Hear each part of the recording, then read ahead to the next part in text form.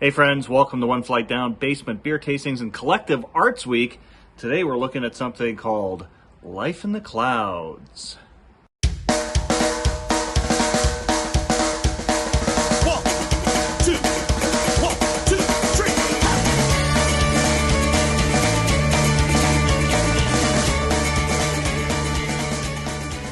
three. All right, it is a beautiful day for a beer. Collective Arts Week, just taking a page from Nutmeg to Palmetto. He's a few times recently sort of themed a week to a certain brewery. And I just noticed in the fridge that I had three Collective Arts beers lined up in the beer fridge. So I thought, I'll take a page out of Nutmeg's book and do like a themed week on collective arts. So this one comes to me from my buddy Ed the Madman Cuddy. One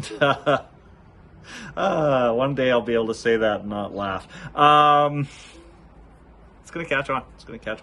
I'm also going to send this review out to Drew at Beer for Breakfast, Facts for Snacks, because this is his like benchmark beer. He'll often be reviewing a beer and say, well, it's no life in the clouds. Really loves this beer. It's a New England IPA, a NEIPA, 6.1%. Simcoe and Mosaic hops. Yeah, so I don't know. I really like this brewery. When was this packaged? April 12th of this year. So it's not too old. I really like Collective Arts. I've been to the brewery in Hamilton, which is great. Great place.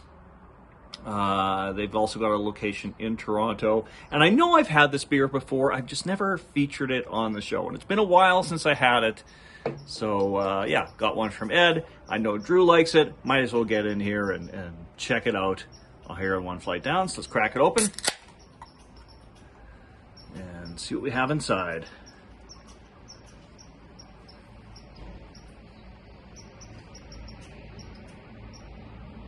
Yeah, that is a nice hazy looking beer, as a New England IPA should be. Quite opaque. A little bit of bubbles on there, a little bit of carbonation. I can see a little bit of an upside down snowfall through all the clouds down at the bottom. I don't know if you can see that or not. Let's check it out on the nose.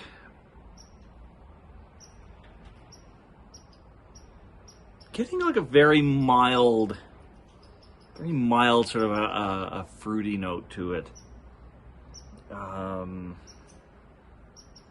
Can't quite figure it, like mango or something like that. I don't know. Definitely a fruity note, but it's quite subdued. Could be, because it's a few months older. But anyway, let's check this out. Cheers.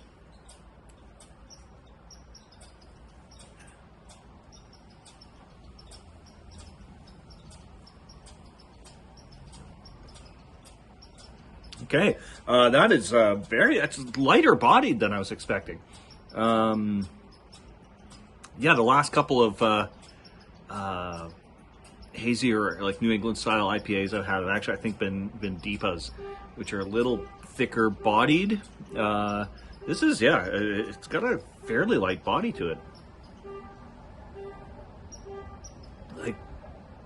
I could pound this back pretty quick, actually. Not something I usually say with New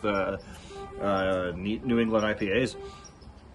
That's quite nice, though. There's definitely some fruity notes like up front, but nothing is overpowering on it. Like it's just a there's not like a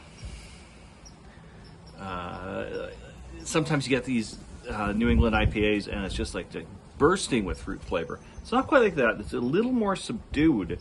But it's there. Trying to see what I pick up in there. Like I don't know. I'm thinking like a bit of like pineapple, mango, that kind of thing. Not like citrusy fruits necessarily. But it's pretty nice. It's a pretty nice, easygoing beer. I don't think it's my favorite thing I've had from Collective Arts. I tend to like the bolder ones a little bit more. But it's still pretty darn good. Yeah, and one thing I reviewed them a few times, and one thing I always like to make sure I mention is just how cool their can art is. Every I don't know if it's every batch or not, but every like few months they'll change the can art for all their core beers, and feature different works from different visual artists, which is I think is always really cool. Yeah, if you ever get a chance to go to their brewery in Hamilton and you can see all the different cans that they've done over the years, it's really, really cool. All right, that is a solid beer and a solid start to my Collective Arts Week. Hope to see you all again real soon. Cheers, my friends. I'm tired and I need to go home.